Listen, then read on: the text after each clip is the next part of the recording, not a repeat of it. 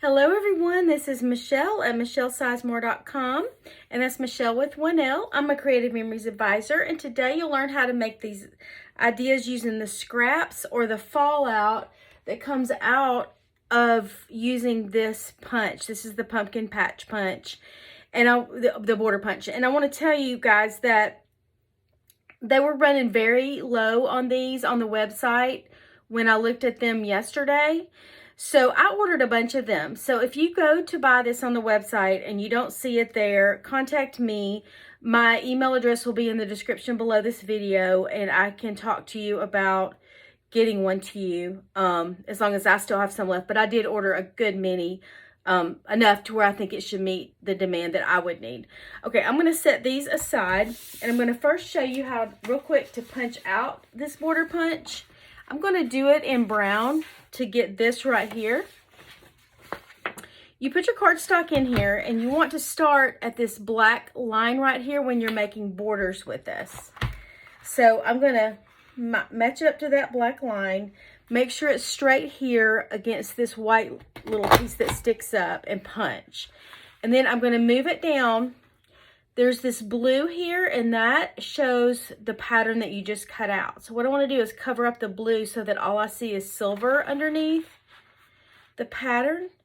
Now that's where I want to cut. Don't worry about seeing a blue line right here, because that is there for when you make frames with this, which I'll show you on another video. So I just cover up my pattern, hold it straight with my thumb so it won't slip on me, and punch. Move my scraps out of the way, and continue and go all the way down until I have a 12-inch border. Now that there's more paper this way than this way, I'm going to hold it down firmly here instead of here so it won't slip on me. Move my scraps out of the way and continue to punch. Move it down, cover up my pattern, hold it down tight, punch, and I think I only have one more punch to go, maybe two. Match my pattern, hold it down tight, and punch. Now I have a 12-inch border here, and these are the scraps that I'm talking about to save. There's so much in these scraps. Sometimes I'll punch something out and I don't see anything, but there's lots in these scraps. There's a little pumpkin, there are stars, there's swirlies. These actually kind of look like bananas. I didn't do anything with those. These look like pumpkins. You can make them look like other colors of fruit too. So pull out a few more stars, little pumpkins. Okay, and I even came up with a use for these pieces, which when you look at them, they look like nothing, but I came up with an idea for them. So now I'm going to move these brown ones out of the way, and I have all of these colors that I punched out. Now to get this look, literally all you do is, now let me mount this on a piece of white. Give me just a second for that. Actually, I'm not going to do that. It's too much trouble to find, but there we go. I can flip it over. So what I did was I cut this down to make it as wide as I want. Just look at this, and I want to make sure my blade's going to come down on this left-hand side dotted line. I want to move all of the intricate cutout part high enough to where I'm not going to cut into that and that there's some solid below it. And I'm happy with that right there because my blade will come down like right here. I'm going to show you this little clear thing has a straight line on it. It's going to show you where the blade's going to come out. And all the intricate part is past what I can see, so it's going to be good. So that's how wide I want this.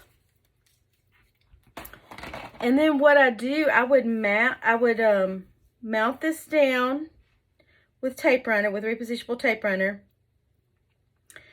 But before I do, I would cover up, I would fill in the pumpkin pieces. Now those are a lot of little pieces, so I'm not going to piece those in there. What I'm going to do with that is take this orange paper and actually cut it to put it behind the pumpkin. So that would be way easier than filling in the gaps on all of those. So So I'm just going to cut a piece of paper. I'm going to figure out how big to cut it. Let me draw a pencil line.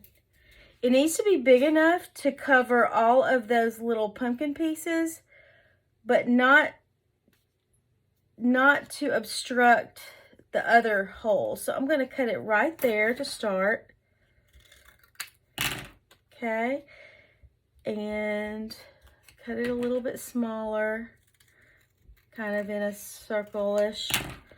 I think that's pretty good. Except, nope, it's still way too big. So I just kind of eyeball it until I get it like I want it. Really, probably the best thing to do, I'm just deciding this as I go, is to draw a pencil line on the outside edges of the pumpkin. Okay. And cut around there.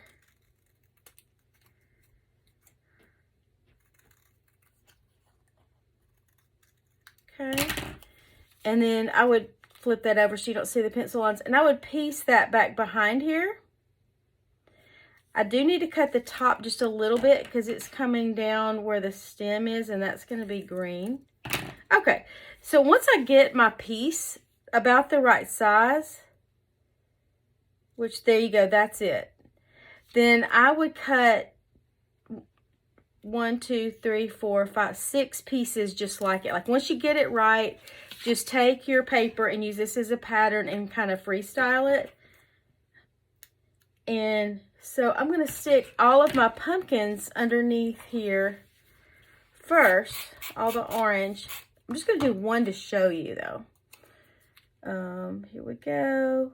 So again, I'm making sure I fill in where all the little pumpkin pieces are, but none of the other intricate holes. And I do need to cut that one little edge off just a little bit. And once you get your pattern right, you don't have to keep cutting. You'll know that the rest will be right. But that's good. Almost good. It's almost good.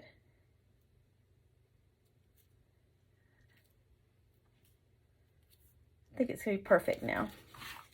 Yeah. So look, it filled in all the pumpkin parts. So I would do that to all of these. Saves time to do it that way. Then I would take my repositionable tape runner and mount this down at the bottom of my page. I'd probably use like a Spargo instead of white, but I'm just showing you because there's a contrast there. And then I would literally just take these little pieces and put some tape runner on the back of them and stick them in where they go. So if I wanted that to be red, well, the only thing is you got to make sure the leaves are facing in the right direction. So I put it on the front instead of the back. So I'm going to put it on the back, fill it in, find my little stars, and then I can use the multiple different colors, fill in the star. So just put tape runner and then fill in the holes. And it is time consuming and tedious, but it's cute. So, you know, if you want to spend that much time doing it, go for it. So here's the little top to the pumpkin right there. So I could put some tape runner on the back of that and put it here and fill in that hole and so on. So that's what I did to get that look. And I'm trying to find my original. Y'all, it is late at night now, so I'm a little bit scattered. Like, oh, it's on the other side. Wow. Oh, wow. Okay, so here we go. That's how I did this one. And to get the look of these, I just took these little pieces. Really, these would normally look so much like scraps, but I thought I could do something cute with that. So I'm going to cut the edges off of this a little bit. And this one too. It is so fun to play with scraps and just see what you can come up with. So I would put these together and then just add some little tape runner to keep them together as a unit. So let's do that.